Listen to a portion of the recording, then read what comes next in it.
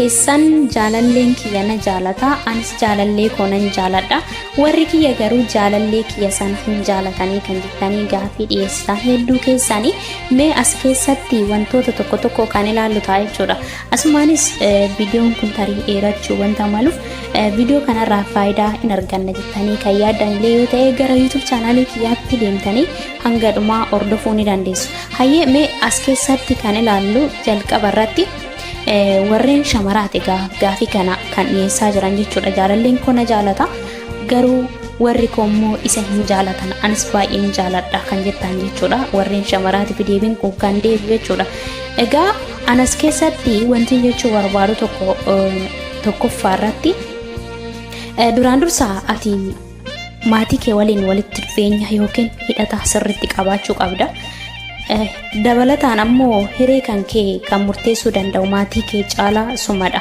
Sababni kana jedheef shamarri takka umurii isheetiin waggaa 18 oloo taate hiree murteeffannaa mataa ishee danda'uudha qabdi jechuudha. Maaliif jennaani gammachuun mataa keenyaa nu harka malee maatii keenya harkaa miti. Kana yoon jedhu garuu maatii kee tuffachuu qabda yookiin ajaja maatii keetii diduu qabdaa miti. Maaliif jennaan shamarroonni hedduunis ajaja maatii ofii yookiin maatii ofii sanarraa bahanii kan isaan jaalallee isaanii filatan sunis waa lama warreen dhabanis wanta jiraniif jechuudha. Yookiin jaalallee isaanii sanatti hin hafne yookiin ammoo warra isaaniitti kan hin hafne ijoolleen shamaraa hedduutu jiru. Iddoo kanatti maal agarsiisa? Warra isaaniitirraa jaalallee isaanii filatanii gaafa maatii isaanii biraa bahanii jaalalleen isaanii sammuu kan meedarratti gatullee heddudha jechuudha. Kana osoo hin taane garuu maatii keessan amalaan amansiisuun ni danda'ama.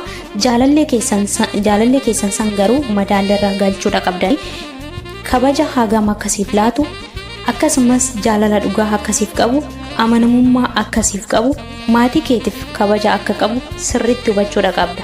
Duraan dursaa akkasiin kabanye immoo maatii kee akka hin kabanye kun beekamaadha jechuudha. Maatii kee immoo akka tuffatu kan taasisuu danda'u immoo sumadha jechuudha. Sababni isaatis kan si kabajuu hin dandeenye tasuma maatii kee kabajuu hin dandeessu kana sirriitti tilmaamuudha qabda. Dabalataan walitti hidhata maatii keetii jalqaba irratti jedhee tanan jira. Ijoolleen shamaraa tokko tokko dubbatanii kan hin baafanne garuu hawwiin isaanii hedduu ta'ee yookiin wanti hawwan hedduullee ta'u maatii isaanii waliin walirraa fageenyi hedduutu jira. Mana tokkicha keessa osoo jiraatanu gara isaanii keessaa baasanii hawwii isaanii keessaa wanta barbaadan hunda maatii isaaniitti kan himachuu hin dandeenye keessuma isaaniitti kan dhoksanii deemantu irra heddummata. Kuni garuu sirrii miti. Maatii keessan keessatti iccitiin jiraachuu hin qabu. Kana yoon jedhu walitti dhufeenyi maatii keetii baay'ee murteessaadha ta'uudha qaba. Akkasumas maatii kan keet irratti ati kan guutumatti hidhata kee yoon jedhu hidhata jaalalummaa fi walitti dhufeenyati malee hidhata murteeffannaa hireetii miti. Hireen akkuma jennu yeroo dhuma kamuu hireen kennaa rabbiiti. Haa ta'u malee kennaa rabbiiti jenneetis kan murteessinu kunis sirrii miti. Sababni isaatis qabiinsa barbaada waan ta'eef. Dabalataan aarsaa jaalalaa keessatti aarsaan hedduun kaffalamu wanta hedduutu jira. Wanti nuti salphaatti finne salphaatti nu harkaa bahuu danda'a. Sababni isaatis aarsaan ittiin kaffalamne waan ta'eef. Har'aan tana jaalalaaf jecha jibbamuu dandeessa, arrafamuu dandeessa, rukutamuullee dandeessa. Garuu immoo borummoo jaalalaan akka wal jettu abdii ofitti horuudha qabda. Duraan dursaa maatii keessarratti amansiisuudha qabda. Kana gochuuf ati ofitti amanamummaa fudhachuudha qabda. Namni ati jaalattuuf namni sun kan si jaalatu kan iddoo olaanaa siif qabu kan yoommaa si gatee deemuu hin dandeenye yoo ta'e itti amanamummaa ni qabda taanaan maatii kee amansiisuu ni dandeessa. Akkaataan itti amansiisuu dandeessu humnaan osoo hin taane haala fi amalaan innis suuta ati yeroo sanatti jaalallee kee waliinis maatii kee waliinis walitti hidhata qabaachuudha qabda.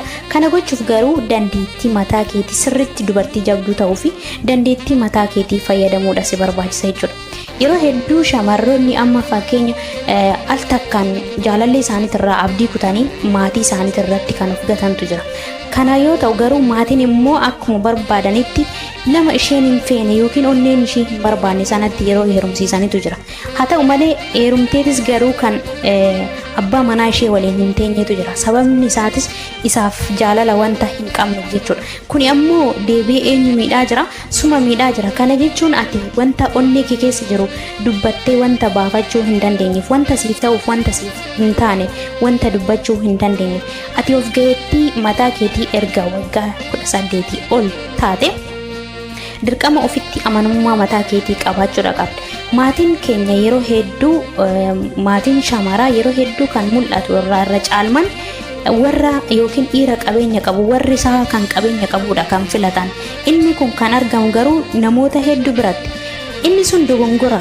Maaliif jennaan gaafii kana keessatti kan ka'e amma fakkeenya oyuun fudhadhe hin jira. Maatiin isaa hiyyeessa.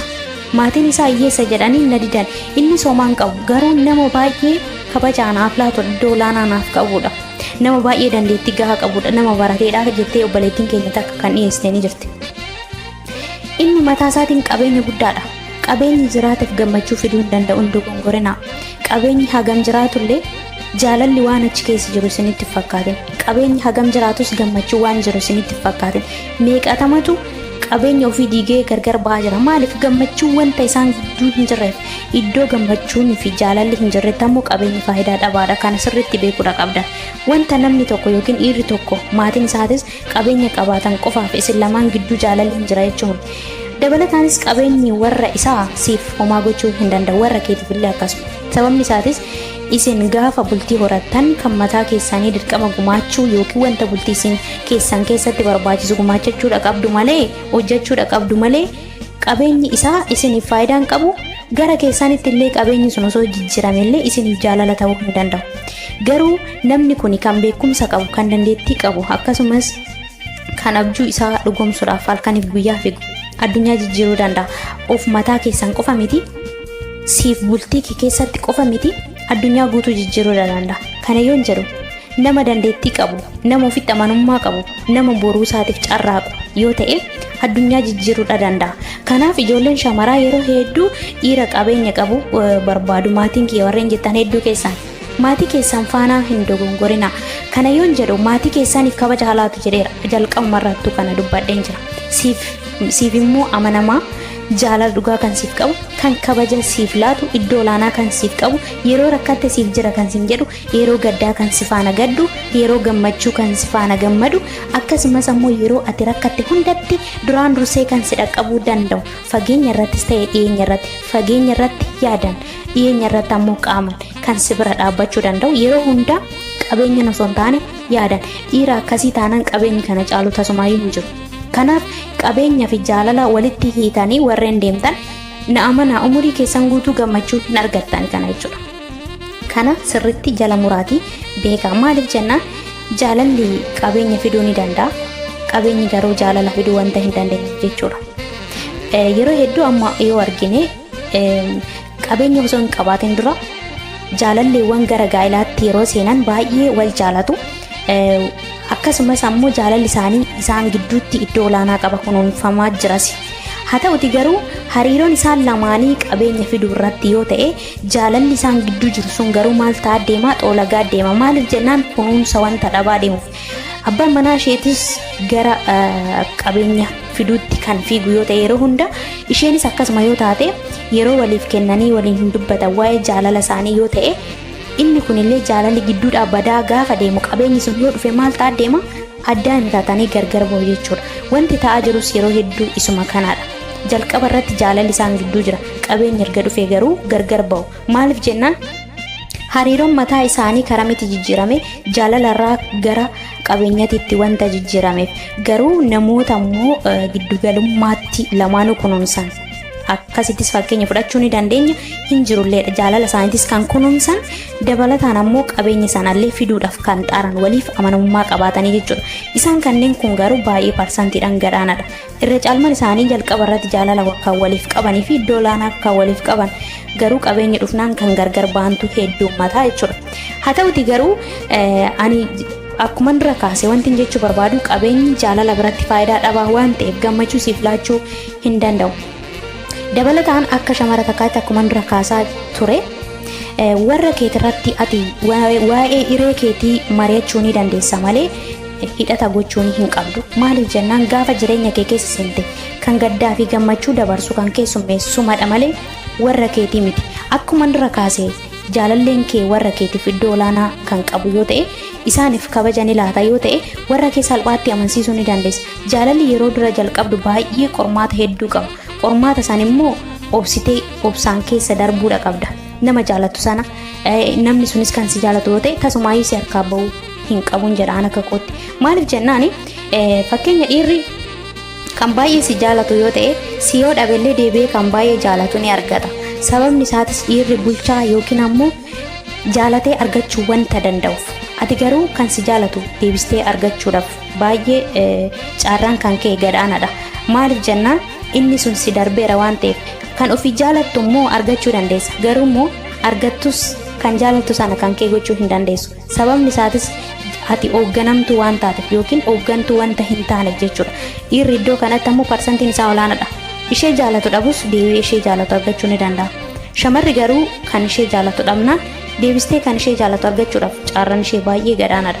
Kanaaf ijoolleen shamaraa maatii keessaaniif jecha kan isin jaalatu hin dabarsina. Maalifan kana jedhee maatii keessaan yoo xiqqaate maatii keessan hin araarfattulleedha. Kana yoon jedhu garuu guutumaan guututti dhibbaan dhibbatti itti murteessaa jechuu koo miti. Kan murteessuu dandeessan kanneen armaan olitti tarreessanii jira. Isaan sanaan yoo jaalallee keessan akka inni isin dhiisne yoomiyyuu kan madaaltan yoo ta'edha. Maatiin keessan eessumayyuu isinirraa dhaquu yookiin ilmoo isaanii ta'uu keessan haaluu hin danda'an. Jaalalleen keessan garuu takka isin gatee deeme taanaan deebistanii kan akkasaa isinis jaalattan ta'e kan isin jaalatu argachuu dhabuu dandeessu waan ta'eef yookiin hin argattan waan ta'eef. Kanaaf carraa akkasiitti fayyadamuun gaariidha. Dabalataan maatii irratti hidhata godhachuun miidhaan inni qabu maatiin ofii jireenyanis ta'e yookiin du'aan nama biraa boqachuudha danda'anii namni akkuma beekamu akkuma jiraatu du'aatiinis ni jira waan ta'eef maaliif jennaan ijoolleen shamaraa hedduun isaanii kanaafillee saaxilamu. Fakkeenyaaf hidhata maatii isaaniitirraan kan ka'e shamarri takka gaafa harmeen ishee irraa boqatte kan callisteetuma dhiira hin taane irratti kuftu ni jirti. Sababni isaatis dura maatii ishee irratti hidhata qabdi waan ta'eef ofitti amanamummaa akka dubartiititti yookiin ammoo kun hinaaf ta'a kun hinaaf hin ta'u ofishiitiif murtoo mataa ishee fudhachuu wanta hin dandeenyeef dura hirkattummaatti turte waan ta'eef hirkattummaa sun gaafa immoo irraa ba'u hirkattummaadhuma biraati kan isheen deemtee barbaaddu ofitti amanamummaa mataa ishee kan hin qabne shamarroonni hedduun isaanii hin jiran jechuudha. Kana yoon jedhu fakkeenya akkuma dura kaasee harmeen ishee kan jalaa boqattu yoo ta'e egaa abbootiin tokko ilmoo isaanii kana hunda deebisanii kan hin kunuunsinellee ni jiran yeroo harmeen isaanii jalaa boqatte ni jiran waan ta'eef kun qabatamaadha. Kanaaf egaa durumaan dursaa ofitti amanamummaa mataa keetii qabaachuu qabda. Maatiin kan kee umurii kee guutuu akka si faana hin jiraanne kana jala sarartee beekuudha qabda. Kan duraan dursaa kan maatii keetiif kabajaaf iddoo laatu akkuma jedhe san siif iddoo ni qaba yoo ta'e maatii kan kee garuma fedheenuu amansiisuu ni dandeessa. Yeroo duraatiif baay'ee ulfaataadha. Wanti hunduu jaalalli immoo aarsaa barbaada. Wanti aarsaadhaan fidan ammoo dafee nama harkaa hin ba'u. Abdiis nama hin kutachiisu. Garuu wanti aarsaa ittiin kaffalle dafee nama harkaa ba'a. Nama harkaa ba'us garuu homaa namatti hin fakkaatu. Duraan dursa onneen keessan lamaan tokko ta'uu erga itti amantanii jaalala sana isin lamaan gidduutti akka turu gochuudha malee daftee murtoo hin taane murteessuun gaarii miti. Murtoo hin taane kan murteessu irraa caalmatti ijoolleen shamaraati. Amma fakkeenya kanan fudhachuu danda'u obboleettiin keenya takka maal jette maatiin kiyya mucicha hin jaalatu jettee jirti. Isheenis ni jaalatti. Garuu obboleessi immoo mucaa sana hin jaalatu. Mucaa sanaan baay'ee lolaan yoo ishee bira geessisan ajjeese jedhee sodaachisaa jette. Isheen har'aatti kan jirtu biyya hambaati. Gargar nu baase jetti. Kan gargar baase garuu warri isaallee osoo jaalatan isheen illee osoo jaalattu obboleessaa isheeti jechuudha. Haa ta'u malee mucaan sun illee shamara biraa deebi'ee jaalachuu hin dandeenye. Ana baay'ee na jaalata anis baay'een jaaladha. Haa ta'uti ani sababa obboleessa kiyyaatiin atis rakkachuu hin qabdu jedhee tana murtee akkasii fudhadhee gargar baane yeroo ammaan kanatti inni garuu fuudhuudhaaf jette barana jechuudha. Isheen biyyaan baa jirti. Isheenis isaan ala dhiira biraa ilaaluu hin dandeenye. Innis akka garmalee ishee jaalatudha kan himte. Inni illee akkasuma akkuma shamara biraa ilaaluu hin dandeenye. Yeroo ammaan kanatti garuu ayyaana Faasigaatiin booda akka fuudhuudha kan himte. Osoo inni hin barbaadin yookiin bakka fuudhichuma sanaafuu fedha hin qabaatin dirqamaan hiriyoonnis dirqisiisanii maatiin isaatis dirqisiisanii akka fuudhu taasisaati kan jiranii jetteeti kan seennaaf qodde. Ani immoo yaadan deebisee irratti isheedhaan illee barreeffamaan ibseef jira. Inni fuudhedhaaf gargar hin baatan kan jedhuun ibseef hireen isaanii tokko ta'e taanaan deebi'anii wal argachuu danda'u. Jarri kun maaliif jennaan hireetu iddoo tokko jira waan ta'eef.